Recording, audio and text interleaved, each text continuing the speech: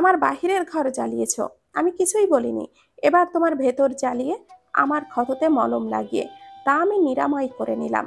এরপর থেকে আমার সাথে এমন কিছু করার কথা ভাবলে অনেক অনেক বেশি পস্তাতে হবে তোমাকে। আর তোমার গলার আওয়াজ যদি এখন নিচে যায়, আমার থেকে খারাপ আর কেউ হবে না। Mind it. টুসি ওপরের ঠোঁট দিয়ে নিচের ঠোঁট কামড়ে দুই হাত দিয়ে গলা খামচে ধরে কাঁদতে থাকে। মস্তিষ্কের ভেতর কেউ যেন আগুন ধরিয়ে দিয়েছে এমন মনে হচ্ছে টুসির। কান দিয়ে যেন ধোঁয়া বের হচ্ছে, নাক দিয়ে কাঁচা পানি ঝরছে, চোখের পানি নাকের পানি এক হয়ে যাচ্ছে। নাক টেনে হাতের উল্টো পিঠ দিয়ে নাক মুছছে। একটু পানি চাইবে রাফির কাছে, এতটুকুও বোধশক্তি যেন নেই ভয়ে। এমনকি ভয়ে শব্দ করে কাঁদা তো দূর, টু শব্দটাও পর্যন্ত করতে পারছে না। গঙ্গিয়ে কাঁদতে কাঁদতে হেসকি উঠেছে, চোখ দুটো বেরিয়ে আসার উপক্রম হচ্ছে টুসির।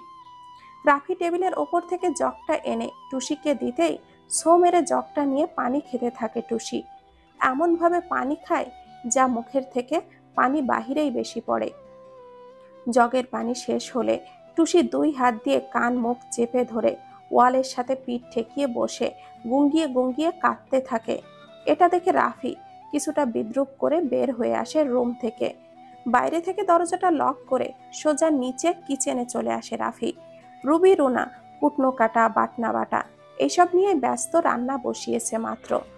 রাফি এসে সোজা রান্না থামানোর জন্য বলল, এগুলো সব ফ্রিজে রেখে দে, সকালে রান্না করিস। এখন হাত মুখ ধুয়ে সোজা পড়তে বস যা। কিন্তু এগুলো ফ্রিজে রেখে দিলে রাতে খাবো কি, আর মম উঠেই বা খাবেন কি? সেসব চিন্তা তোকে করতে হবে না, আমি রেস্টুরেন্ট থেকে সবার জন্য খাবার নিয়ে আসছি, তোরা উপরে গিয়ে পড়তে বস। রুবি রুনা মাথা নেড়ে সম্মতি দিয়ে উঠে দাঁড়াতেই রাফি বলল, আর হ্যাঁ, টুসির রুমে যাওয়ার দরকার নেই এখন, ওকে অনেক পড়া দিয়ে এসেছি। তোরা গেলে গল্প করতে বসে যাবে, পড়া আর হবে না, আমি এসেই পড়া ধরবো, তাই ওকে ডিস্টার্ব করবি না, সোজা নিজেদের রুমে যেয়ে পড়তে বসবি। ঠিক আছে ভাইয়া। প্রায় 30 মিনিট পর 5 প্যাকেট কাচ্চি আর 5টা কোল্ড ড্রিঙ্কসের বোতল নিয়ে এসে রাফি ডাইনিং টেবিলের ওপরে রাখে। মমতা বেগমের রুমে একবার উকি দিয়ে রাফি দেখে আসে তার মম উঠেছে কিনা। মিনিট খানেক সময় দাঁড়িয়ে থাকার পর রাফি বুঝতে পারল তার মম গাঢ়ভাবে ঘুমিয়ে আছেন। তার মমের ঘুম এতটা ঘন নয় যেভাবে তিনি আজ ঘুমিয়ে আছেন। তার রুমে কেউ আসলে কিভাবে যেন সে টের পেয়ে যায়, অথচ আজ হয়তো ঔষধ সেবন করায় ঘুমটা এত গভীর হচ্ছে। রাফি কতবার তার মমকে বলেছে, মম তুমি এবার অন্তত অবসর হও, এতে সংসারের প্রেশার আর নিও না। কিন্তু কে শোনে কার কথা?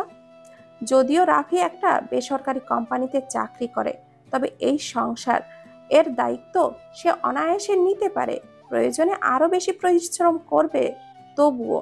কিন্তু মমতা বেগমের একটাই কথা, তিনি একজন দায়িত্ববান মা। যখন 3 সন্তান ছোট ছিল, তাদের দায়িত্ব ভরণ পোষণ একা হাতেই সামলেছেন তিনি। কতটা স্ট্রাগল করতে হয়েছে 3 সন্তানকে সুশিক্ষায় মানুষ করতে, একমাত্র তা তিনিই জানেন। সংসার, বাচ্চাদের স্কুল, প্রাইভেট পড়া, ছেলেদের কলেজ, বাসার কাজ সব করেছেন। একটি কাজের জন্য কখনো কারোর প্রয়োজন হয়নি তার।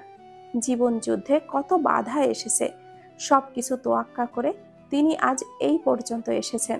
তাছাড়া ওই নারী সংস্থায় তিনি দীর্ঘদিন ধরে কাজ করতে করতে গভীরভাবে জড়িয়ে গেছেন তাতে। চাইলেও যেন মন সায় দেয় না এই সব থেকে বিরত থাকতে। যতদিন শরীরের জোর আছে ততদিন তিনি এই কাজ থেকে দূরে থাকবেন না। তাছাড়া ছেলের ঘাড়ে গোটা সংসারটা চাপিয়ে দিয়ে তিনি বাড়িতে বসে নিশ্চিন্তে শুধু রান্না বান্না খাওয়া দাওয়া এগুলো করবেন এমন মা তিনি নন। ছেলের জীবনেও শখ আহ্লাদ সব আছে। সারাদিন ব্যস্ত সময় পার করার পর ছেলেরও প্রয়োজন একটু আনন্দ করার, বন্ধুদের সাথে আড্ডা দেওয়ার। তাই তো ছেলেকে কখনো ওভারটাইম কাজ করতে দেন না তিনি। তিনি আসেনই তো, তাহলে কেন ছেলের ঘাড়ে গোটা সংসারের দায়িত্ব চাপিয়ে দিয়ে তিনি এই বয়সে এসে বোঝা হয়ে থাকবেন? না, এমন মম তিনি নন। আল্লাহ দিলে জীবন তো এখনো পড়ে আছে, তাই যতদিন সম্ভব তিনি এই কাজ ছাড়বেন না। পুরানো কথা মনে হতেই একটা হতাশার দীর্ঘশ্বাস ছাড়ল রাফি। একজন সচেতন বুঝবান মানুষ হয়েও কি করে মম এমন অবুঝ একটা মেয়ের সাথে তার জীবনটা জুড়ে দিল রাফির মাথায় আসে না। এক প্যাকেট খাবার, একটা পানি আর জগ ভরে পানি রুমে রেখে দরজাটা হালকা ভিড়িয়ে দিয়ে রাফি বাকি খাবার নিয়ে ওপরে চলে আসে। রুবি রুনার রুমে এসে তাদের 2 প্যাকেট খাবার দিয়ে পানি দিয়ে বলে, নিচে যাওয়ার দরকার নেই, এখানে বসেই খাবারটা খেয়ে নে, একটু সময় নষ্ট করবি না, ওকে? খাবার খেয়ে আর একটু পড়তে বসে সোজা ঘুমিয়ে যাবি। আমি মমের ঘরে খাবার দিয়ে এসেছি। মাথা নেড়ে সম্মতি জানায় রুবি রুনা দুজনে। রাফি অবশিষ্ট 2 প্যাকেট খাবার নিয়ে টুসির রুমে যায়। রুমের চারিদিকে চোখ বুলিয়েও কোথাও টুসিকে দেখতে পেল না রাফি। ওয়াশরুমের দরজা খোলা এবং ভেতর থেকে পানির শব্দ শুনতে পেয়ে খাবারটা বেডের ওপরে রেখে এগিয়ে ওয়াশরুমের সামনে যায়। টুসি পানি ভরা বালতির মধ্যে বারবার নিজের মুখটা চুবিয়ে রাখছে আর উঠছে, জিহবা বের করে হাঁপাচ্ছে। রাফির এবার বেশ খারাপ লাগে। অজান্তে বাচ্চা মেয়েটার সাথে অতিরিক্ত করে ফেলেছে হয়তো। একটু খারাপ লাগে, তাই একটা টাওয়াল এনে টুসির দিকে ছুঁড়ে মেরে বলল, মাথাটা মুছে বাইরে বেরিয়ে এসো। টুসি মুখ তুলে দরজাতে রাফিকে দাঁড়িয়ে থাকতে দেখে এক প্রকার হাঁপ থামিয়ে নাকটা টেনে নিয়ে বলল, বর, উফ, মরিচে এত ঝাল কেন বর? আমি আপনার বিছানায় যেই মরিচের গুঁড়া দিয়েছি তাতে এত ঝাল ছিল না, বিশ্বাস করুন। রাফি এবার বেশ তেতে উঠল। গাধার মতো কথাবার্তা আর কতক্ষণ সহ্য করা যায়? মরিচের ঝাল নয় তো কি মিষ্টি থাকে? আবার কত সুন্দর করে বলছে, আপনার বিছানায় যেই মরিচের গুঁড়া দিয়েছি তাতে এত ঝাল ছিল না। গাধা কোথাকার! ঝাল তুই কি খেয়ে দেখেছিস? আর মরিচ সে কি কিনে এনেছে যে ঝালের পরিমাণটা আলাদা আলাদা হবে? তাই রাগে দাঁতে দাঁত চেপে রাফি বলে উঠল, এই মেয়ে, ঠাটিয়ে এমন একটা থাপ্পড় দিব সবকটা দাঁত পড়ে যাবে। মরিচে ঝাল থাকে না তাহলে কি মিষ্টি থাকে? বলদি কোথাকার! মাথায় কি কোনো দিনও বুদ্ধি হবে না? বুদ্ধি আসে তো বর, কিন্তু আমি আর কোনো দিনও মাইনাসে মাইনাসে প্লাস করব না। মাইনাসে মাইনাসে ওভার প্লাস হয়, আমি এটা বুঝে গেছি। মানে? এই মেয়ে, এই মাইনাসে প্লাসের সাথে ঝালের কি সম্পর্ক? মাথাটা গ্যাসে একেবারে নাকি? বোধ শক্তি সব পানির সাথে মিশিয়ে দিচ্ছিস এখানে? বেরিয়ে আয়, তোর মাথা ফাটিয়ে আজ দেখবো মগজে বিন্দু পরিমাণও ঘিলুর ছিটে ফোটা আছে কিনা। না, এখন বের হব না আমি। আর একটু থাকি না বর, খুব জ্বলছে গলা, কানে কেমন যেন হচ্ছে, জামার ভেতরও জ্বলছে, শুধু তো জ্বলছেই। এক্ষুনি বের না হলে তোকে জ্বালিয়ে দিব একদম। বের হ, বের হ বলছি। বর, আমার জামা। 10 মিনিট, আর মাত্র 10 মিনিট সময় দিলাম, এর মধ্যে বের হবি, নয়তো তুলে নিয়ে ছাদ থেকে ফেলে দিব বলে দিলাম। 10 মিনিটে মানুষ কি করে গোসল করে বর? আমি তো বাথরুমে গেলেও আমি এত তাড়াতাড়ি গোসল করতে পারবো না বর। তোকে আজকে আমি পারবো, পারবো বর, আমি পারবো। আমি 10 মিনিটে গোসল করতে পারবো, কিন্তু বুঝবো কি করে 10 মিনিট হয়েছে কিনা? আপনি এখানেই দাঁড়ান, 10 মিনিট হবার আগে আমাকে বলবেন, আমি তাড়াতাড়ি বেরিয়ে যাব। What nonsense!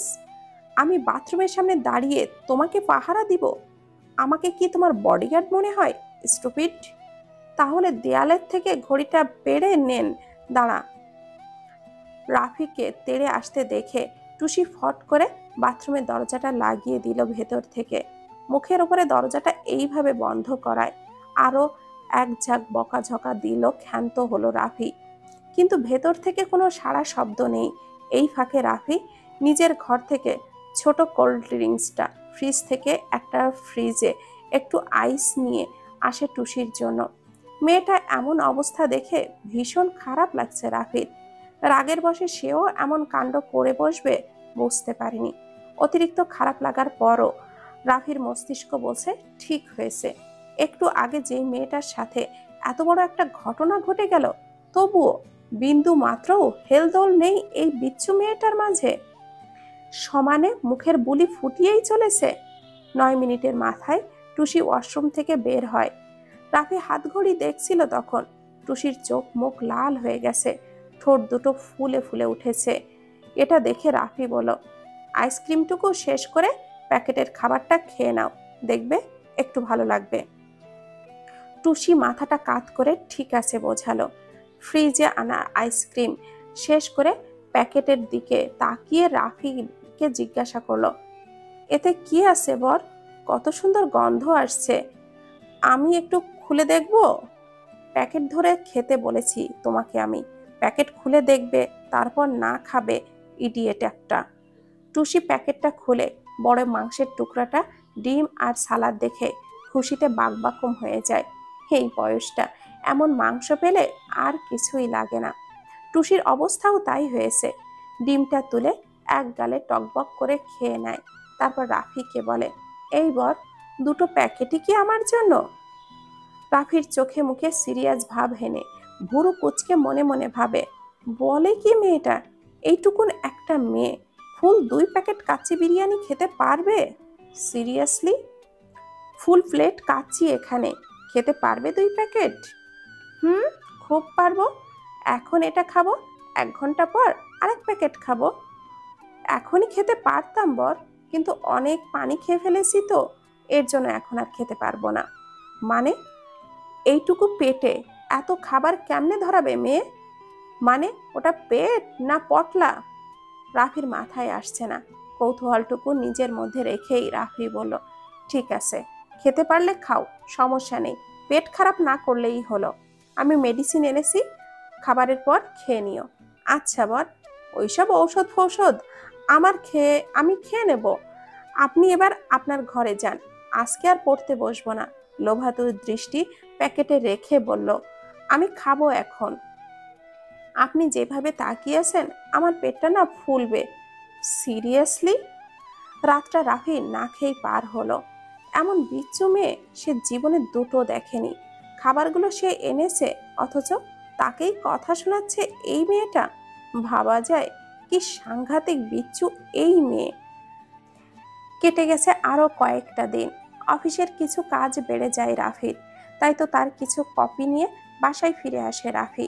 সন্ধ্যার পর যখন টুসিকে পড়াবে, তখন সেই ফাঁকে ফাঁকে রাফি নিজের কাজটাও করে নেবে এটা ভেবেই। টুসি সেদিনের পর থেকে নিজের পড়ার প্রতি দৃঢ় হয়। এর পেছনেও যথেষ্ট কারণ আছে। প্রতিনিয়ত তার জন্য সহজ সহজ শাস্তি বরাদ্দ রেখেছে রাফি। যদিও রাফির কাছে শাস্তিটা সহজ, তবে টুসির কাছে তার উল্টাটাই।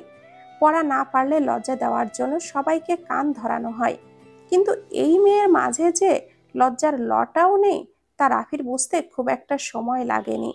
কারণ রাফি টুসিকে কান ধরে দাঁড় করিয়ে রাখার পর কানে আঙ্গুল দিয়ে আয়েশ করে চুলকাতে থাকে এই মেয়ে, যেন তাকে কান চুলকানোর প্র্যাকটিস করাতে দাঁড় করানো হয়েছে। এটা দেখে রাফি যখন ধমক দেয়, তখন আবারও টুসি চোখটা বন্ধ করে কান ধরে দাঁড়িয়ে থাকতে থাকতে কখনো বা ঘুমিয়ে পড়ে পেছনের ওয়ালের সাথে পিঠ ঠেকিয়ে।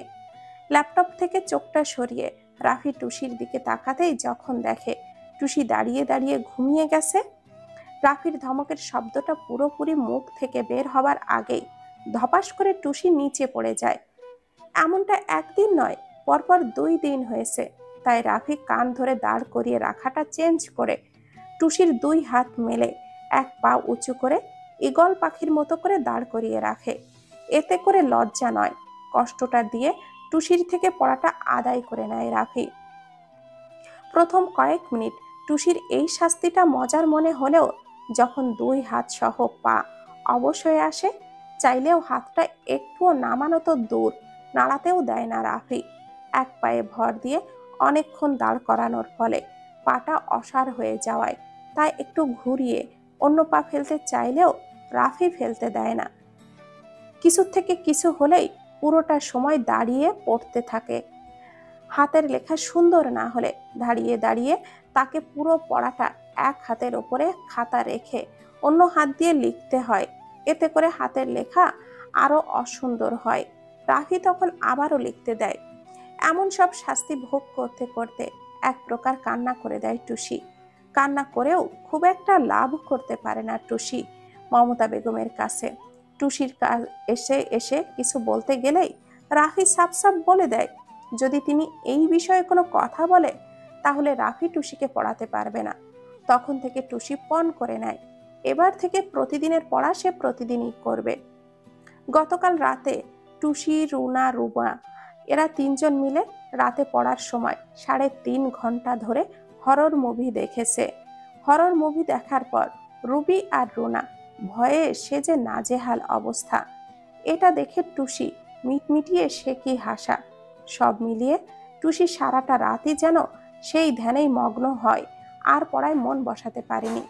ফলস্বরূপ রাফির দেওয়া পড়াটাও আজ মুখস্থ করতে পারেনি। সন্ধ্যা থেকে হাত পা ঠান্ডা হয়ে আসছে টুসির না পড়ার ভয়ে। বিকাল থেকে অনেক চেষ্টা করেছিল নিজে পড়াটা মুখস্থ করার জন্য, কিন্তু যখনই পড়ায় মনোযোগ দিয়েছে তখনই রাতের রুবি আর রুনার ভয়ে করা পাগলামিগুলোর কথা মনে পড়তেই একা একা খিলখিল করে হাসতে থাকে, আর একা একাই পেটটা ব্যথা করে ফেলেছে। ছোটবেলা থেকেই টুসি বেশ সাহস করে এমন ভূতের অনেক ছবি দেখেছে পরিবারের সাথে। তখন টুসি ভয় পেলে তার দাদি তাকে সুন্দর করে বোঝাতো, টিভিতে যেগুলো দেখায় সেগুলো মানুষের করা অভিনয়। বাস্তবে ভূত হয় না, তবে জিন হয়, আর শয়তান মানুষই হয়, এবং তারাও দেখতে অবিকলই মানুষের মতোই। তাই এইসব টিভিতে যা দেখায় তা দেখে ভয় পেতে হয় না। হরর মুভি দেখার পর টুসির দাদির বলা কথাগুলো মনে পড়ে যায়, তাই খুব বেশি একটা ভয় সে পায়নি। কিন্তু সেই দিন বিশাল বড় মাঠে সে একা থাকায় টিভিতে দেখা ভূত সত্যি হয় বলে মনে হয়েছিল টুসির কাছে। তাই তো ভীষণ ভয় পেয়ে যেভাবে পেরেছে সেভাবেই ছুটেছিল। ভূত জিন সে দেখেনি, তবে মানুষরূপী শয়তান দেখেছিল। রাফি সন্ধ্যার পর বাসায় ফিরে ফ্রেশ হয়ে টুসিকে পড়াতেই টুসির রুমে আসে।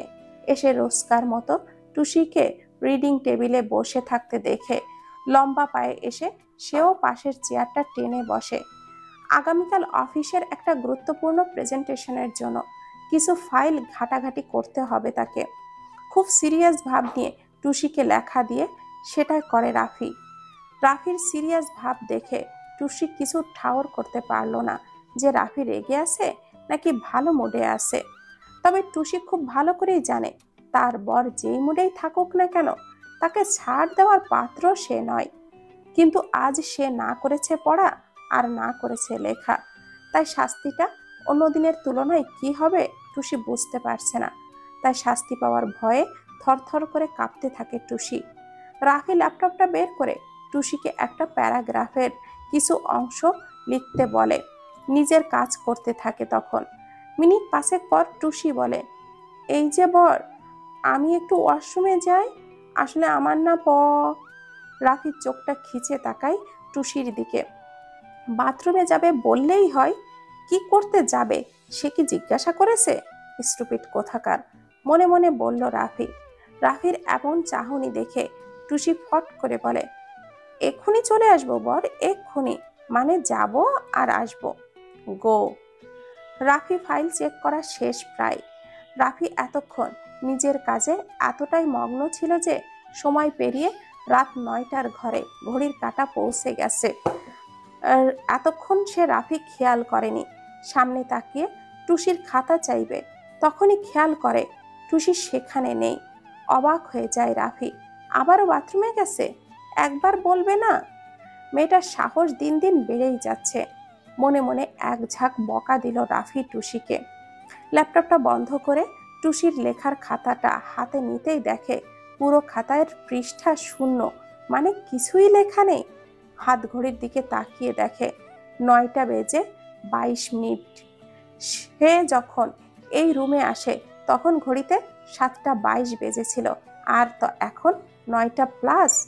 অসমের দিকে তাকিয়ে দেখে এখনো দরজাটা ভেতর থেকে লাগানো। তাহলে কি মেয়েটা এখনো ওয়াশরুম থেকে বের হয়নি?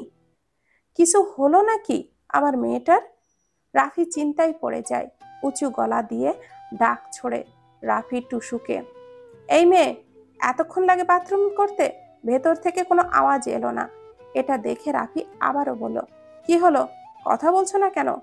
এমনি সময় তো মুখ থেকে খই ফুটতে থাকে, এখন কি হলো? তবুও কোনো উত্তর এলো না। রাফি এবার বেশ চিন্তায় পড়ল। এমন চুপ করে থাকার মেয়ে তো সে নয়। ওয়াশরুমের সামনে যে রাফি দরজায় 2বার টোকা দিল, অমনি ভেতর থেকে কিছু পড়ার একটা শব্দ এলো। রাফি দরজাটা খুলবে কি খুলবে না দ্বিধা দ্বন্দ্বে পড়ে যায়। দ্রুত রুবিকে ডাক দিলে বুঝতে পারে তারা দুই বোন কেউই উপরে নেই, সবাই নিচে। ওপর থেকে নিচে রাফি ঝুঁকে তার মমকে ডাক দেয়। মমতা বেগম সহ রাফি, রুবি, রুনা সবাই দ্রুত উপরে আসে।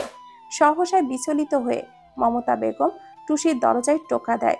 তখনই ভেতর থেকে আওয়াজ আসে, শাশুড়ি, আমার বরটা কি চলে গেছে?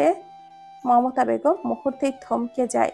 কণ্ঠস্বর শুনে বুঝতে পারলেন তিনি যে টুসি ঠিক আছে, কিন্তু রাফি এখানে আছে কিনা জানতে চাইছে কেন তিনি বুঝতে পারছেন না। ফটকটে রাফির দিকে তাকিয়েই মমতা বেগম চোখের ইশারায় জানতে চাইল, কি হয়েছে? রাফি মুখটা হালকা নেড়ে বোঝায় যে কিছুই হয়নি তো। শাশুড়ি, তুমি কথা বলছো না কেন?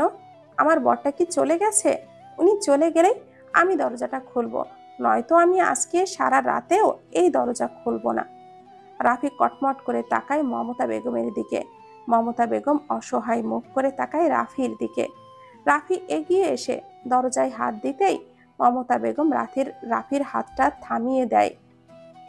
চোখে বলে, আমি দেখছি। তারপর আস্তে করে দরজাতে শব্দ করে মমতা বেগম বলেন, কি হয়েছে মা? বাইরে এসো, আমাকে খুলে বলো সব। আসলে শাশুড়ি, হয়েছে কি, গতকাল রাতে আমি আর আপুরা তিনজন মিলে ভূতের ছবি দেখেছিলাম। এখন পড়তে বসলেই শুধু সেই সিনেমার সিনগুলো চোখের সামনে ভেসে উঠছে। আর আপুরা যেইভাবে ভয় পাচ্ছিল তা কিন্তু দেখার মতো ছিল শাশুড়ি। কিন্তু এখন কি হয়েছে জানো শাশুড়ি? আমি এত চেষ্টা করলাম, পড়াটা কিছুতেই মুখস্থ করতে পারলাম না সেই বিকাল থেকে।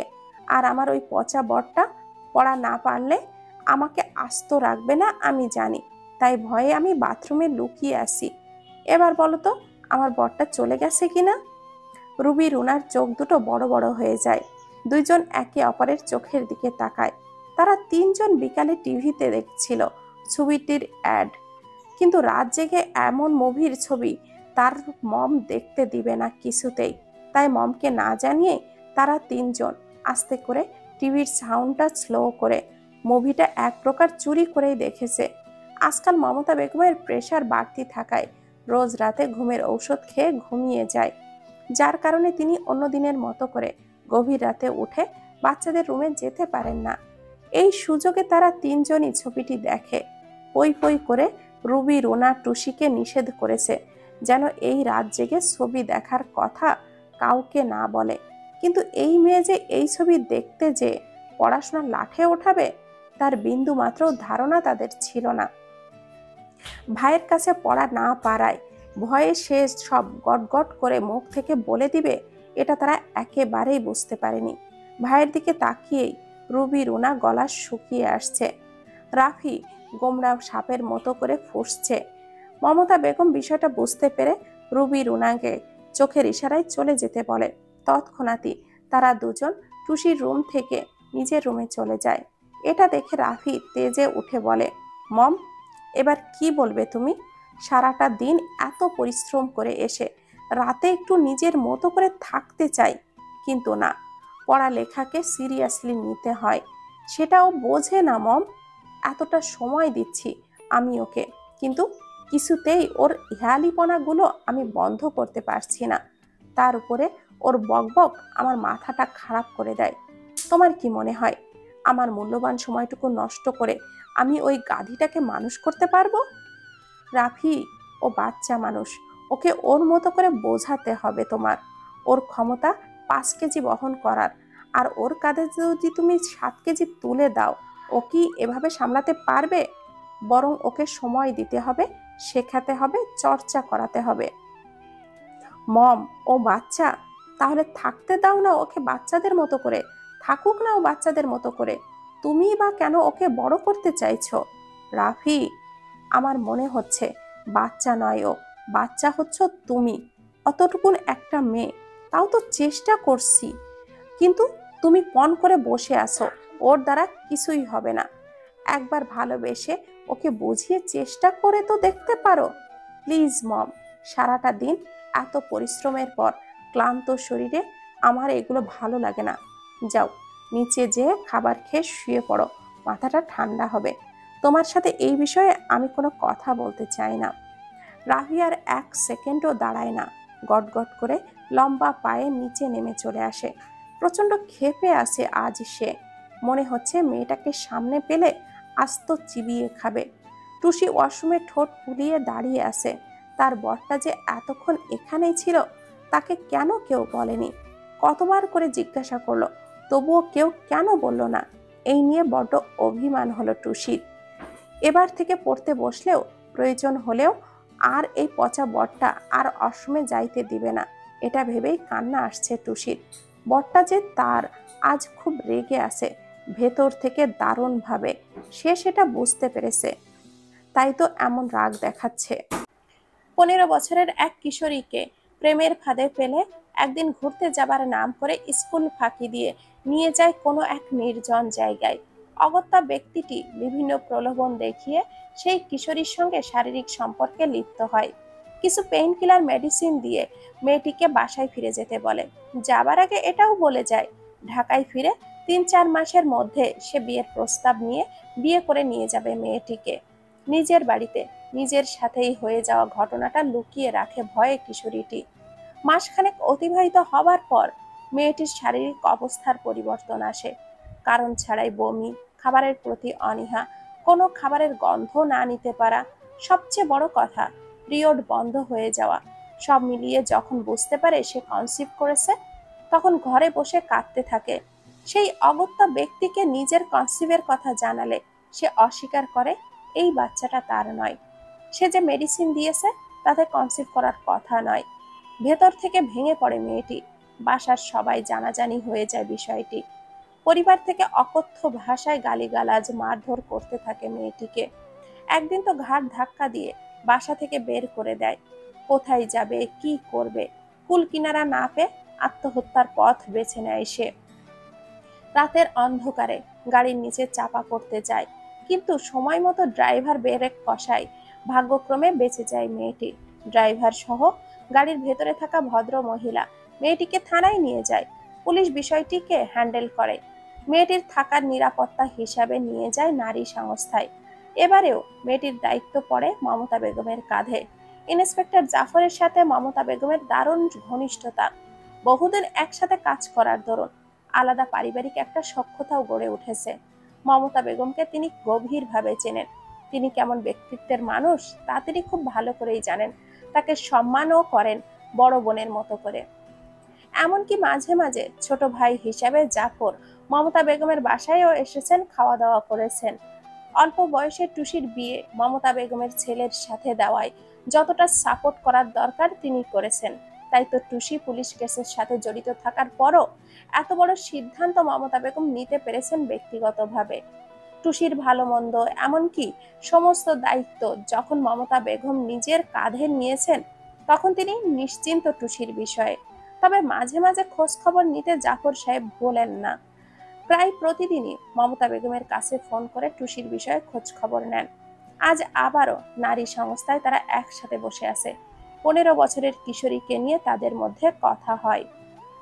সবই তো শুনলেন মেয়েটির বিষয়। মেয়েটা নিজে জবানবন্দি দিয়েছে, ছেলেটার ঠিকানাটা দিয়েছে মেয়েটি, কিন্তু ছেলেটা সেখানকার স্থায়ী নয়, লোকাল ছিল। ছোট্ট একটা বাসা ভাড়া করে কিছু মালপত্র সাপ্লাই করত সেই ছেলেটি সহ আরো কয়েকজন। তার কাছ থেকে ছেলেটার স্থায়ী ঠিকানা নিয়েছি। সেখানকার নিকটবর্তী থানায় কাগজপত্র পাঠানো হয়েছে। আশা করি খুব শীঘ্রই ছেলেটাকে হাতে পেয়ে যাব। আশা নয়, আমাদের দীর্ঘ বিশ্বাস আছে আপনার ওপর। আপনাদের মতো কিছু বিশ্বাসী পুলিশ ইন্সপেক্টর আছে বলেই এইসব নারীরা ন্যায্য বিচার পায়। একটু বেশি বললেন না আপনি? আপনাদের তুলনায় আমরা আর কতটুকুই বা করলাম। যাই হোক, আপনার পুত্রবধূ কেমন আছে? আলহামদুলিল্লাহ। মুখে আর ফোনে তো অনেকই শুনলেন মেয়েটার কথা। এবার না হয় নিজে গিয়ে একবার দেখে আসবেন। তাছাড়া অনেকদিনই তো হলো আসেন না গরিবের বাড়িতে। একদিন আসুন না, এক মুঠো ডাল ভাত খেয়ে যাবেন, খুব সন্তুষ্ট হব। গরিবের বাড়ি? হাসালেন। টাকা, বাড়ি, গাড়ি এইসব দিয়ে মানুষকে বিবেচনা করতে হয় না আপা। যার মন বড় তারাই ধনী হয়। এইসব গাড়ি বাড়ি তো চোখের তৃষ্ণা মেটায়, কিন্তু মনের দিক থেকে দেখবেন তারা অনেক ছোট। আপনার সাথে আমি কথায় পেরে উঠবো না ভাই। কবে যাচ্ছেন তাহলে আমাদের বাসায়? আজ তো মঙ্গলবার, আগামী শুক্রবার ছুটির দিন, আপনিও বাসায় থাকবেন, আর আরিয়ানেরও তো ছুটিও থাকবে। বাসায় সেই দিনই না হয় যাই, কি বলেন? আলহামদুলিল্লাহ, অনেক দিন পর বোনের বাসায় যাব। শুধু ডাল ভাত খেতে দিলে তো হবে না, কড়া ঝালের গরুর মাংস ভুনা সাথে ডাল হলে দারুণ জমবে। বরাবরের মতো খাবার খেয়ে ভুঁড়ি উঁচু করে যেন বাসায় ফিরতে পারি, কি বলেন? ইনশাআল্লাহ। আজ কয়েকটা দিন ধরে রাফি টুসিকে আবারও পড়াচ্ছে। যদিও রাফি সেদিনে কঠিন সিদ্ধান্ত নিয়েছে যে সে আর টুসিকে পড়াবে না, যত যাই হয়ে যাক। কিন্তু তার এই কঠিন সিদ্ধান্তে অটুট থাকতে পারল না সে। এবার পড়ানোর আবেদনটা শুধুমাত্র টুসির বলা চলে। টুসি অনুতপ্ত হয়ে রাফির কাছে অনুনয়ে বলেছিল, এবার থেকে সে আর পড়ালেখায় অমনোযোগী হবে না। যদি আর একবারও তার দ্বারা আর কোনো ভুল হয়, তখন যে শাস্তি তাকে দিবে সে সেটা মাথা নত করে মেনে নিবে।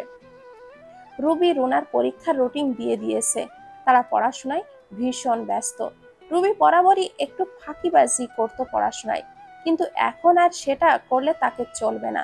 তাছাড়া জনি সেদিন একটা চিঠি দিয়েছে রুবিকে, যদি সে পরীক্ষায় ভালো রেজাল্ট না করতে পারে তাহলে সে আর ওই বাড়ি মুখ হবে না, এমনকি চিরতরে তাকে ভুলে যেতে হবে। রুবি আরো সিরিয়াস হয়ে পড়াশোনা নিল। রুনা বিন্দাস আছে, কোনো মতে একটা ভালো রেজাল্ট করতে পারলেই হলো। না প্রেমের টেনশন আর না পড়াশোনার টেনশন, মোটামুটি ভালো স্টুডেন্ট সে, তাই চিন্তাটা একটু কম। আজ শুক্রবার, সকাল থেকে রান্না বান্না করতে ব্যস্ত মমতা বেগম। জাফরের জন্য কড়া ঝালের মাংস, চিকেন রোস্ট, মোরগ পোলাও, ইলিশের সস, তারপর ডিমের কোরমা রান্না করেছে। রুবি, রুনা, টুসি এরা আবার কেউ ঝাল খেতে পারে না একদমই, তাই গরুর মাংস 2 পাতিলে রান্না করছেন তিনি। দুপুর গড়াতেই জাফর তার 10 বছরের ছেলেকে নিয়ে উপস্থিত হন মমতা বেগমের বাসায়। মিষ্টি মিঠাই সহ নানান রকমের নাস্তার আয়োজন করেছিলেন মমতা বেগম। জাফর বরাবরই একটু পেটুক টাইপের, খাবার দাবার সবকিছুই তৃপ্তি সহকারে শেষ করেন তিনি। এই বিষয়ে অঙ্গ মমতা একেবারে। এত সব আয়োজন, দুপুরে রান্না শেষ হয়নি, তার আগেই জাফর চলে আসায় নাস্তা খেয়ে রাফির সাথে বসে গল্প করছেন জাফর সাহেব। তারপর আরিয়ান, কত করে বললাম আমাদের সঙ্গ দাও, লাইফে একটা পারফেক্ট জায়গায় পৌঁছে যেতে পারবে। আসলে আঙ্কেল, মামা খালু এসব দিয়ে আমি কোনো পারফেক্ট স্থান পেতে চাই না। আমি চাই নিজের যোগ্যতায় যতটা উপরে ওঠা যায় সেটাই আমার জন্য বেস্ট। ভুল করলে আরিয়ান, সুযোগ থাকা সত্ত্বেও তুমি হাতছাড়া করে ফেললে। বললাম আমি তো আছি, কিন্তু তবুও তুমি পিছিয়ে গেলে। একবার ভেবে দেখো, আজ তুমি কোথায় থাকতে। আসলে আমি আমার নিজের বাড়ি ঘর ছেড়ে কোথাও যেতে চাই না আঙ্কেল। চাকরিটা হলে এখানে ওখানে আমার পোস্টিং হতো, চাইলেও আমি বাসা থেকে অফিস করতে পারতাম না। তাছাড়া মম নিজেও চাকরি ছাড়বেন না, আর মমকে রেখে আমি অন্য কোথাও থাকতে পারবো না।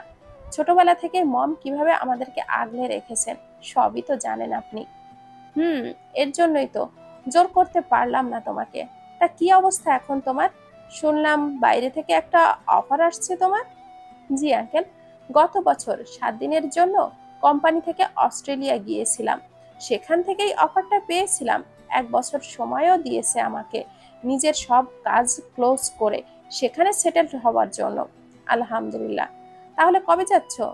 স্মিত হেসে বলল, আঙ্কেল যাবার হলে তো 1 বছর আগেই যেতাম। ওই যে বললাম, পরিবার ছেড়ে কোথাও যেতে পারবো না আমি। এমন একটা সুযোগ হাতছাড়া করে দিলে তাহলে। আঙ্কেল, আমি মনের প্রশান্তি চাই, দূরে গেলে শান্তি তো পাবোই না, বরং মানসিকভাবে অসুস্থ হয়ে পড়ব। আমি পরিবারের চিন্তায়, আমার মমের চিন্তায়, আমার ছোট আদরের বোনেদের চিন্তায়। আমার বাবা নেই, পরিবারের একমাত্র সাপোর্ট আমি নিজেই। এখানে তাদেরকে ফেলে আমি কখনো সেখানে সুখী হতে পারবো না। I proud of you my son. তুমি তোমার পরিবারের কথা এত ভাবো, অন্য কেউ হলে তো নিজের স্বার্থটাই আগে দেখতো আরিয়ান। এমন সময় জাফরের ফোনে একটা ফোন আসে, সে ফোনটা রিসিভ করে কথা বলতে থাকে। মমতা বেগম টুসিকে সুন্দর করে বুঝিয়েছেন যেন ভদ্র মেয়ের মতো করে থাকে সে আজ। একটা বাচ্চা মেয়ে হওয়ার সাথে সাথে সে এই বাড়ির বউ টুসি, তাই এতটুকু সভ্যতা তো তাকে থাকতেই হবে। জাফর সাহেবকে টুসি আগে থেকেই চেনে, যখন সে নারী সংস্থাতে ছিল। একটু সখ্যতাও তার আসছে জাফর সাহেবের সাথে। টুসিকে সামনে দেখে স্মিত হেসে তিনি হাতের ইশারায় বসতে বলে ফোনে কথা বলায় মনোযোগ দেয়। রাফি টুসির দিকে তাকিয়ে ডোন্ট কেয়ার ভাব নিয়ে এটা দেখে টুসি ভেংসি কাটে। সবসময় বরটা কেমন যেন করে তার সাথে। এখন তো আগের মতো চাইলেও কথা বলতে পারে না বরটার সামনে, যদি রেগে যায় এটা ভেবে। কত কষ্ট করে সে মনের কথাগুলো মুখে চেপে রাখে একমাত্র সেই জানে। কষ্ট হোক, তবুও টুসি চায় বরটা যেন তার উপরে আর রেগে না যায়। মমতা বেগম বারবার নিষেধ করেছেন যেন পড়া ছাড়া রাফির সামনে না যায় সে। তাই তো রাতের খাবার টেবিলে রাফি বাসায় আসার আগেই খেয়ে নেয়। চাইলেও সবার সাথে বসে একসাথে খেতে পারে না। শুধু রাতের বেলা সে আগে খেয়ে নেয়, সকালে রাফির পরে খেতে হয়, কারণ রাফি সকালের অফিসের তাড়া থাকে। দুপুরে সবাই একসাথে খেতে বসে, তবে অনেক সময় শাশুড়িকে ছাড়াই খেতে হয়। আজ তো সবাই একসাথে খেতে বসবে শাশুড়ি বললেন। এটাও বললেন সবাই একসাথে যেন মিলে মিশে থাকে। বরটা যে তার উপরে জুলুম করে এটা যেন এই পুলিশ কাকুকে কিছুতেই জানাতে না পারে। টুসি তো শাশুড়ির কথা মতো মিলে মিশে থাকতে চাইছে একেবারে ভদ্র মেয়ের মতো করে, কিন্তু তার বরটা এমন ভাব করছে যেন কিছুই একটা হয়েছে। সে একা কেন সব মানবে? বরটাকেও তো শাশুড়ির কথা মানতে হবে। তারপর কিছু একটা ভেবে এক প্রকার বুক ফুলিয়ে সাহস করে রাফির দিকে এগিয়ে যেয়ে ফিসফিস করে বলে, এই যে বর, এমন হোপ ফুলিয়ে আছেন কেন? এই পুলিশ কাকুকে বলে দেই আপনি আমার উপরে অত্যাচার করেন। রাফি নাকের পাটাটা ফুলিয়ে তীক্ষ্ণ দৃষ্টি নিয়ে তাকায় টুসির দিকে। এটা দেখে যতটা সাহস নিয়ে টুসির কথাটা বলেছিল, রাফির এমন দৃষ্টি সেই সাহসের বেলুন যেন ফুস করে উড়ে গেল। ঠোঁটে আঙ্গুল চেপে মাথাটা হালকা নেড়ে বোঝালো সে বলবে না পুলিশ কাকুকে কিচ্ছু। মমতা বেগম রান্নার কাজ সেরে শাওয়ার নিতে গেছেন, এসেই নামাজ পড়ে খেতে দিবে। রাফি জাফর সাহেব এবং তার ছেলে পাশের এক মসজিদে জুম্মার নামাজ আদায় করতে যান। রুবি রুনা দুজনেই শাওয়ার ছেড়ে ভালো পোশাক পরে গোছাতে ব্যস্ত। টুসি সবার আগেই শাওয়ার ছেড়েছে। সবাই সবার মতো করে ব্যস্ত। টুসি সকাল থেকেই মাংসের মশলা কষানো তীব্র গন্ধ পেটে ভেতর যেন ইঁদুর চোচো করছিল। এটা বললে মমতা বেগম কয়েক পিস কষানো মাংস দিয়েছিল টুসিকে। সেটা খেয়ে পেটটা ভরলেও মন ভরেনি তার। অনেক মাংস রান্না করতেই দেখেছে সে। টুসি তাই ভাবলো সবাই খেতে বসার আগে সে আরো কয়েক পিস মাংস খাবে। কিচেনে যে টুসি জাফরের জন্য যে কড়া ঝাল ঝাল মাংস দিয়ে মাংস রান্না হয়েছে, সেই সেই বোল থেকে কয়েক পিস মাংস তুলে একটা পিসে নিয়ে ছোট টুল সহ বসে কিচেনে খেতে শুরু করে। এক পিস গরম মাংস সে হুতাশ করে খেয়ে ফেললো। পিস মাংসটা খাবার সময় টুসি বুঝতে পারে এই মাংসের তীব্র ঝাল খাওয়ার জন্য অনুপযোগী হয়ে উঠেছে একেবারে। সকাল থেকে এত কষ্ট করে তার শাশুড়ি রান্না করলো, কিন্তু সেটা ঝালের জন্য কেউ খেতেই পারবে না। এটা ভেবেই টুসির চিন্তায় পড়ে যায়। শাশুড়ির এত কষ্ট সে বিফলে যেতে দিবে না। তাই অনেক ভেবে চিন্তে মাথায় যতটুকু বুদ্ধি এলো সেটাই খাটালো সে কড়া ঝালের মাংসতে। চিনির বয়ম থেকে অর্ধেক বয়ম চিনি সে মাংসের মধ্যে ঢেলে দেয়। তারপর তা একটু নেড়েচেড়ে সেখান থেকে এক পিস মাংস তুলে আবারও খেয়ে দেখে ঝালটা কমেছে কিনা। কিন্তু প্রায় 500 গ্রাম চিনি মেশানোর পর মাংসের স্বাদটা কেমন যেন হয়ে যায়। গলায় মিষ্টি মিষ্টি লাগলেও ঝালে জিহবাটা পুরো পুড়ে যাচ্ছে একেবারে টুসির। তাই বয়ামের বাকি চিনিটুকু ঢেলে দিয়ে আবারও নাড়তে থাকে। হাত ঝাড়া দিয়ে মনে মনে বলে, চিনি যেহেতু আর নাই, ঝাল এখন যেমনই লাগুক এভাবেই খেতে হবে। কিছুই করার নেই পুলিশ কাকু। আসলেই তোমার কপালটা খারাপ। শাশুড়ি আমার এত সুন্দর করে রান্না করেছে, কিন্তু আজ যে কি করলো। আমি ভাবছি রেগে গিয়ে তুমি আবার আমার শাশুড়ির কোমরে দড়ি বেঁধে নিয়ে না যাও। কি যে করি আমি। খাবার টেবিলে সবাই খেতে বসেছে। মমতা বেগম খাবার সার্ভ করছেন। টুসি রুবি রুনা এক পাশে বসেছে, অন্য পাশে জাফর তার ছেলে রাফি বসেছে। মমতা বেগম সব আইটেম সবাইকে দিলেও টুসি শুধু মাংস দিয়ে খেতে থাকে। চিনি মেশানোর পর মাংসটার স্বাদ একদম পারফেক্ট মনে হলো টুসির কাছে। তাই তৃপ্তি সহকারে সে মাংস দিয়ে খেতে থাকে। রাফি কড়া মাংস খেতে পারে, তাই জাফর এবং রাফিকে মমতা বেগম কড়া ঝালের মাংসটা দেয়। প্রতিটা আইটেমই অনেক সুস্বাদু হয়েছে, তাই জাফর মাংস দিয়ে ভাত মেখে গালে দিয়ে খেতে খেতেই থমকে যায়। মাংসের এ কেমন স্বাদ তিনি ঠিক বুঝে উঠতে পারছেন না। রাফি মাংস গালে দিয়েই চিবিয়ে গিলতে যেই না থমকে যায়, চোখটা বড় বড় করে মায়ের দিকে তাকায়। তার মম এমন জঘন্য রান্না তো এই প্রথম করছেন বলে মনে হলো রাফির। কিন্তু আজকেই রান্নাটা এমন জঘন্য হতে হলো। টুসি জাফর সাহেব আর রাফির দিকে তাকিয়ে মুখের খাবারটুকু গিলে নিয়ে এক গ্লাস পানি খেয়ে বলল, পুলিশ কাকু, মাংসটা হেব্বি হয়েছে না? তবে এই টেস্টের ক্রেডিটটা পুরোটাই কিন্তু আমার। মমতা বেগম হেসে দেয়। তিনি তখনও বুঝতে পারেননি টুসির এটা বলার কারণ, তাই স্মিত হেসে মনে মনে বলে, পাগল মেয়ে একটা। আজ আমি বুদ্ধি না খাটালে এমন সুস্বাদু মাংস খেতে পারতেন না আপনারা কেউই। মানে, আসলে শাশুড়ি, এত কষ্ট করে সকাল থেকে তুমি মাংসটা রান্না করেছো না? তুমি তখন দেখলাম, আর তখন এত ঝাল লাগেনি, কিন্তু এখন কি ঝাল রে বাবা! হুম, এত কড়া ঝালে রেঁধেছি, তাই তো এটা ঝাল, বুঝলে? না শাশুড়ি, তখন এমন ঝাল ছিল না, তাই তো আমি বয়মের সব চিনি ঢেলে দিয়েছি মাংসে। দেখো, এখন খেয়ে দেখো কত সুস্বাদু হয়েছে, তাই না পুলিশ কাকু? মমতা বেগমের মাথায় চক্কর দিতে শুরু করলো। এই মেয়ে বলে কি! রান্নার শেষে 1 কেজি চিনি সকালেই বয়মে ঢেলেছেন তিনি, সেই সব চিনি এই মাংসেতে! ইস, কি বিশ্রী লাগবে খেতে এই মাংস, ভাবতেই গাটা গলিয়ে আসছে তার। রাফির মনে হলো সে ঠুস করে চেয়ার থেকে পড়তে পড়তে বেঁচে গেছে। সিরিয়াসলি, মাংসতে কেউ এতটা চিনি দেয়? মায়ের দিকে তাকিয়ে খুব কড়া গলায় বলতে ইচ্ছে করলো, ঠিক হয়েছে, দেখো কেমন লাগে এবার। কিন্তু কড়া গলায় বলতে না পারলেও চোখে আঙুল দিয়ে দেখিয়ে দিবে সে কি ভুলটাই না করেছে। তাই জাফর সাহেবকে উদ্দেশ্য করে বলল, কোনো ব্যাপার না, বাচ্চা মেয়ে তো ভুল করে ফেলেছে আঙ্কেল, এখন তাকে বকলে হবে বলুন? আর এই খাবারটা ফেলে দিলে মেয়েটা কত কষ্ট পাবে। তাছাড়া মম সেই সকাল থেকে এত কষ্ট করে রান্না করলো, আপনি না খেলে খুব কষ্ট পাবে মম। আপনি চিন্তা করবেন না, আমরা তো খাচ্ছি। ভালোবেসে ওকে বুঝিয়ে বলবো যেন নেক্সট টাইম এমন ভুল না করে, তাই না মম? জাফর সাহেব ড্যাব ড্যাব চোখে তাকিয়ে থাকে টুসির দিকে। মমতা বেগম এক হাত কপালে উঠে যায়। এটা দেখে রাফির ঠোঁটের কোণে বাঁকা হাসি ফুটে ওঠে। রুবি রুনা মিটমিটিয়ে হাসছে। জাফর সবার দিক থেকে চোখটা ঘুরিয়ে মমতা বেগমের দিকে তাকাতেই মমতা বেগম জোরপূর্বক হাসি এনে বলেন, আসলে বাচ্চা মেয়ে তো, মানে কি বুঝ, আর বলতে হবে না আপা, আমি বুঝতে পারছি ব্যাপারটা। তা এমন ঘটনা কি প্রায়ই ঘটে? মানে, কি বলেন আঙ্কেল, প্রায় কেন হবে? প্রতিদিনই এমন অহরহ ঘটনা এই বাসাতে ঘটে। শুধু আমি দিনে বাসায় থাকি না বলেই হয়তো কাউন্ট করে বলতে পারছি না আপনাকে। এমন ঘটনা প্রতি ঘন্টায় ঘটে নাকি প্রতি মিনিটে, তাই না মম? মমতা বেগম চোখ গরম দিয়ে তাকায় রাফির দিকে। রাফির উদ্দেশ্য যে এখন ইনিয়ে বিনিয়ে টুসিকে পচানো, তা তিনি খুব ভালো করেই বুঝতে পেরেছেন।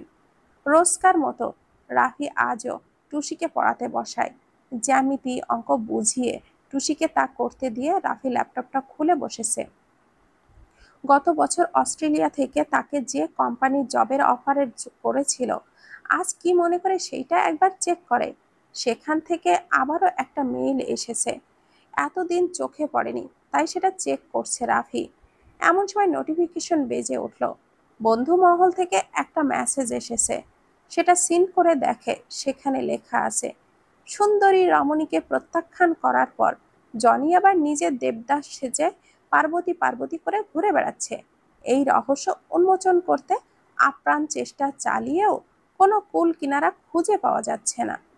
সাথে সাথে মেসেজটিতে ইসমাইল রিয়াক্ট করলো 11টি, আর একটি অ্যাংরি রিয়াক্ট, তাও সেটা জনির। আপন মনে হেসে দেয় রাফি। আজ অনেক দিন হলো বন্ধুদের সাথে আড্ডা দেওয়া হয় না।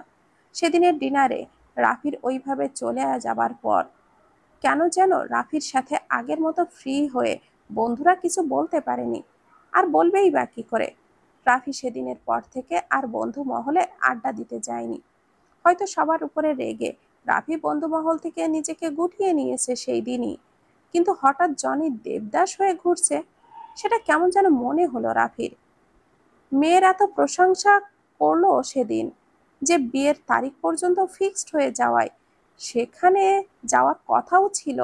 কিন্তু এমন কি হলো যে বিয়েটাই ক্যান্সেল করে দিল, তাও আবার জনি নিজেই? এটা রাফির মাথায় আসছে না। এমন সময় রাফির ফোনটা বেজে উঠল। না দেখে রাফি ফোনটা রিসিভ করে। সঙ্গে সঙ্গেই অপার পাশ থেকে মেয়েলি কণ্ঠে কর্কশ গলায় কেউ বলে ওঠে, বেঈমান, ধোঁকাবাজি, চিট, প্রতারক, আমি তোমার নামে মামলা করব, প্রতারণার মামলা। কি ভেবেছ কি চুরি করে বিয়ে করে ঘর সংসার করবে আর শিরিন কিছুই বুঝতে পারবে না? রাফি ফোনটা কান থেকে সরিয়ে স্ক্রিনের উপরে শিরিন নামটা দেখে চোখটা বন্ধ করে নিল। রাফি খুব ভালো করেই জানে এখন এই মেয়েটা তাকে আরো অনেক কিছুই বলবে। আজ 2 বছর যাবৎ মেয়েটা রাফিকে ভীষণভাবে ভালোবাসে। একটা মেয়ে হয়েও নির্লজ্জের মতো কতবার এসে প্রেম নিবেদন করেছে রাফিকে, তার কোনো হিসাবই নেই। কিন্তু রাফির বিয়ের আগে প্রেম ভালোবাসার প্রতি কোনো ইন্টারেস্ট নাই। রাফি চায় বিয়ের পর মন প্রাণ উজাড় করে ভালোবাসবে নিজের জীবন সঙ্গীকে। তাই কখনো তেমন পাত্তা দেয়নি মেয়েটাকে। কিন্তু 3-4 মাস আগে মেয়েটার পাগলামি দেখে রাফি বলেছিল রাফি তার মমের সাথে কথা বলবে তার বিষয়ে। এই শিরিনকে আপনি চিনতে ভুল করেছেন মিস্টার আরিয়ান রাফি। এই বেইমান, সময় চেয়েছিলি না আমার কাছে তুই? তোর সময় এখনো হয়নি না? নাকি কচি মেয়ে দেখে আমাকে আর মনে ধরে রাখতে পারিসনি? ঠিক করে কথা বলো শিরিন। এই, কি ঠিক করে কথা বলবো রে? বল, কিভাবে কথা বলবো তোর সাথে? কিভাবে কথা বলা উচিত আমার এখন? তোর তো শুধু ফ্যামিলিগত সমস্যা না রে, তোর চরিত্রেও সমস্যা আছে। আগে তো বলিসনি। Just shut up and mind your language. এভাবে আমার সাথে কথা বলতে পারো না তুমি। চরিত্র নিয়ে বাজে কথা একদমই সহ্য হয় না রাফির।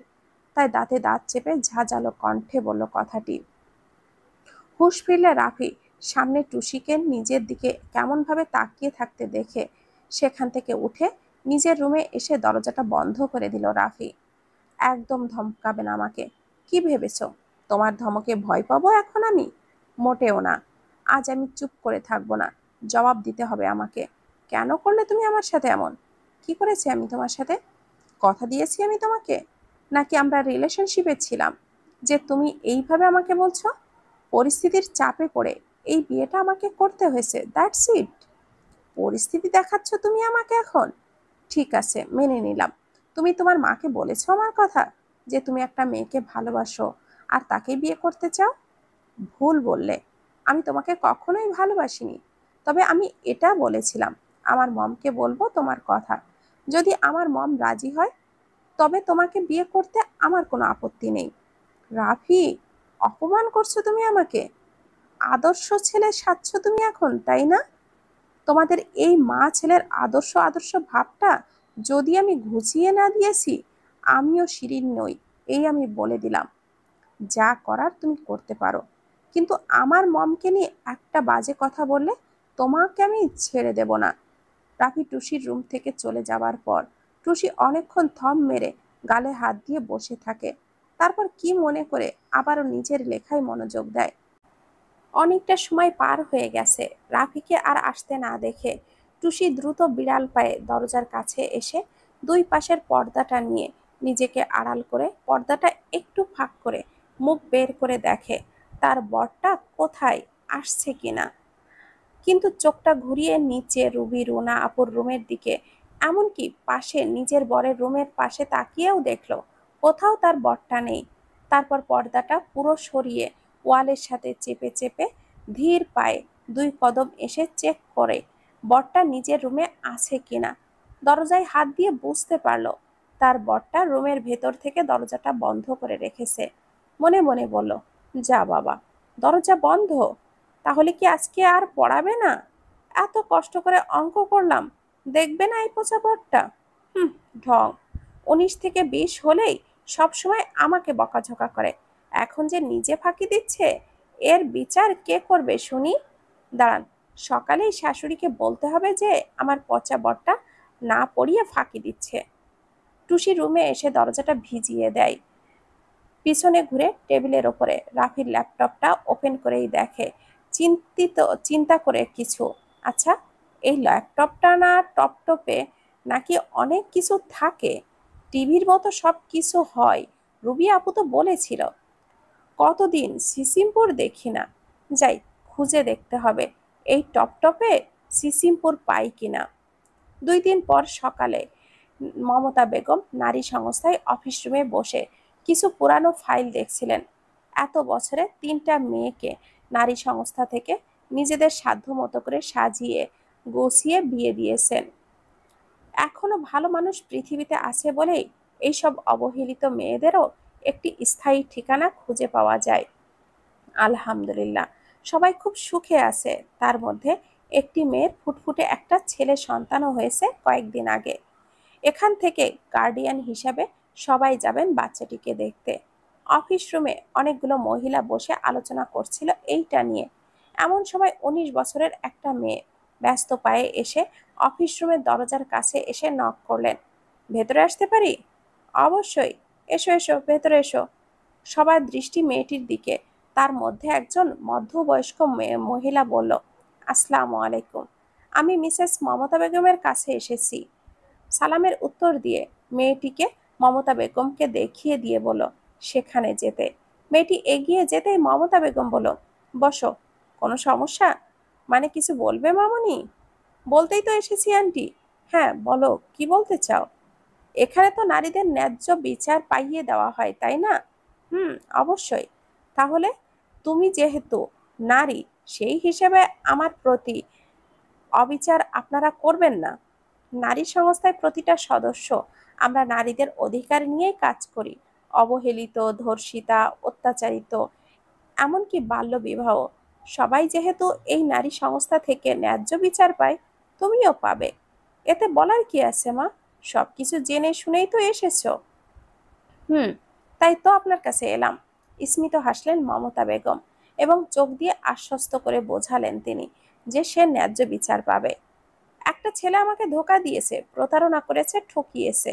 ভালোবাসার নাম করে বিয়ের প্রলোভন দেখিয়ে আমার সরলতার সুযোগ নিয়ে ফিজিক্যালি ইন্টিমেট হতে বাধ্য করেছে। আমার এত বড় সর্বনাশ করে অন্য একটা মেয়েকে বিয়ে করে সুখের সংসার করছে এখন।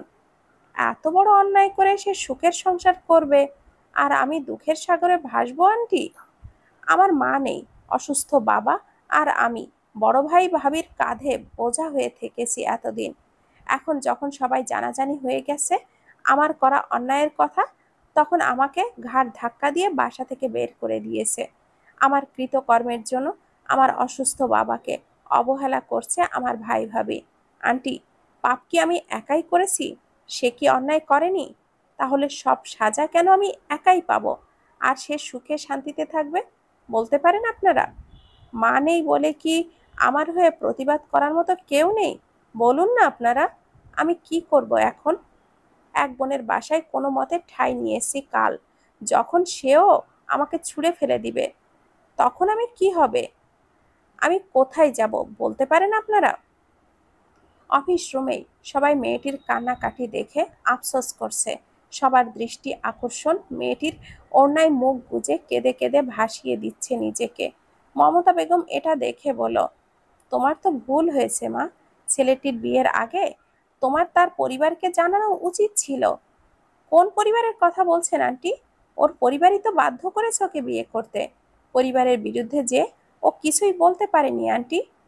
মেয়েটার কান্নাকাটি দেখে পাশ থেকে একজন মহিলা বলে উঠলেন, এইসব পুরুষ সমাজের জন্য আজ নারীদের এই অবস্থা। পরিবারের বিরুদ্ধে যেতে পারবে না, অথচ মেয়ে নিয়ে খেলা করতেও পিছপা হবে না। অথচ যখন দায়িত্ব ঘাড়ে আসার সময় হয় তখন পরিবারের দোহাই দিয়ে পিছিয়ে যায়। এই হচ্ছে পুরুষ জাত। পাশ থেকে অন্য একজন মহিলা বলে উঠল, বলি কি এইসব ছেলে মেয়েদের পরিবারই বা কেমন? নিজেদের সন্তান কোথায় কি করে বেড়াচ্ছে সেই দিকে যদি নজরই না রাখতে পারে, তাহলে সন্তান জন্মই বা দেয় কেন এরা? এইসব পুরুষ মানুষদের শাস্তি দেওয়ার আগে এদের পরিবারকে আগে কাঠগড়ায় দাঁড় করাতে হবে। আঙ্গুল তুললে আগে মা বাবার পরেই ওঠাতে হবে। শুধুমাত্র জন্ম দিলেই বাবা মা হওয়া যায় না কখনো। আর তোমাকেও বলি, বড় হয়েছো অথচ নিজের সম্মানটা রক্ষা করতে পারো না। পরপুরুষের হাতে নিজের দেহটা এইভাবে বিলিয়ে দাও, একবারও বাবা মার কথা মনে পড়ে না? তাদের ওপর মানুষ আঙ্গুল তুলে কথা বলবে, অসম্মান করবে, অপমান করবে, এগুলো কি একবারও ভেবে দেখেছো কখনো? ভুল হয়ে গেছে আন্টি, অন্যায় করেছি, ভালোবাসার নামে পাপ করে ফেলেছি, তার শাস্তি তো আমি পাচ্ছি, কিন্তু অন্যায় তো আমি একা করিনি, তাহলে শাস্তি কেন আমি একা ভোগ করব? আমার মা নেই, আর তার আছে বলে এখন কি চাইছো তুমি? আমি বেশি কিছু চাই না আন্টি, আমার জীবন তো নষ্ট হয়েই গেছে। এই কলঙ্ক আঁকা শরীর নিয়ে অন্য কোথাও আমি বিয়েও করতে পারবো না, বা কেউ আমাকে মেনেও নিবে না। আমি শুধু তার বাসায় একটু ঠাঁই চাই। বিশ্বাস করুন আপনারা, আমি এটাই চাইতাম না, কিন্তু বাধ্য হয়ে নিজের সেলফ রেসপেক্টকে বলিদান দিয়ে এটা আপনাদেরকে বলতে হচ্ছে। আমার যাবতীয় সার্টিফিকেট সব আমার ভাই আমার চোখের সামনে পুড়িয়ে ফেলেছে, নয়তো আমি দূরে কোথাও চলে যেতাম, ছোট্ট একটা চাকরি খুঁজে নিজের মতো করে বাঁচতাম। ঠিক আছে, আপোষে আমরা সবাই তার পরিবারের সাথে কথা বলবো, সেই ছেলের সাথে কথা বলবো। যদি মেনে না নেয়, আইনি ব্যবস্থা নিব। নাম কি সেই ছেলের? বাবা মায়ের নাম জানো কিছু মা? বাবা নেই তার? তাহলে মায়ের নাম আর ছেলের নাম বলো। কোথায় থাকে, কি করে, ঠিকানা বলো। মায়ের নাম মমতা বেগম, ছেলের নাম আরিয়ান রাফি। বাকি ঠিকানাটা বলতে হবে আন্টি? মমতা বেগম দাঁড়িয়ে পড়েন নিজের নাম আর ছেলের নাম শুনে। বাবা নেই ছেলেটার মানে মেয়েটা তার ছেলে রাফির কথাই বলছে? এমনকি মায়ের নাম মমতা, মানে তারই নাম বলছে? মেয়েটির বলা শেষ কথাটা, বাকি ঠিকানাটা বলতে হবে আন্টি, যেন ভেতর থেকে কাঁপিয়ে দিল তাকে। মমতা বেগমের পৃথিবী যেন ওখানেই থমকে গেছে। পুরো অফিস রুমের পরিবেশটা মুহূর্তেই ঠান্ডা স্তব্ধ হয়ে যায়। আরিয়ান রাফি মমতা বেগমের একমাত্র বাধ্যগত সন্তান, এটা অজানা নয় কারোরই। মমতা বেগমের আদর্শে গড়ে ওঠা সেই ছেলেকে নিয়ে এত বড় অভিযোগ কারোর বিশ্বাসই হচ্ছে না। মমতা বেগমের চোখ থেকে 2 ফোঁটা অশ্রু গড়িয়ে পড়ল। অফিস রুমের প্রতিটা মহিলা একে অপরের সাথে গুনগুন করে কথা বলছে। মমতা বেগম কাঁপা কাঁপা ঠোঁটে বলেন, তো তো তোমার কোথাও ভুল হচ্ছে মা। মেয়েটি দ্রুত নিজের ব্যাগ থেকে ফোনটা বের করে কিছু ছবি দেখিয়ে বলল, এই ছবিটা দেখুন, আপনারা বুঝতে পারবেন আমি মিথ্যা বলছি না। যদি আগে জানতাম রাফি আমার সাথে এইভাবে প্রতারণা করবে, তাহলে আমাদের ঘনিষ্ঠ মুহূর্তের ছবিগুলো তুলে রাখতাম প্রমাণ হিসাবে, সবাইকে দেখানোর জন্য।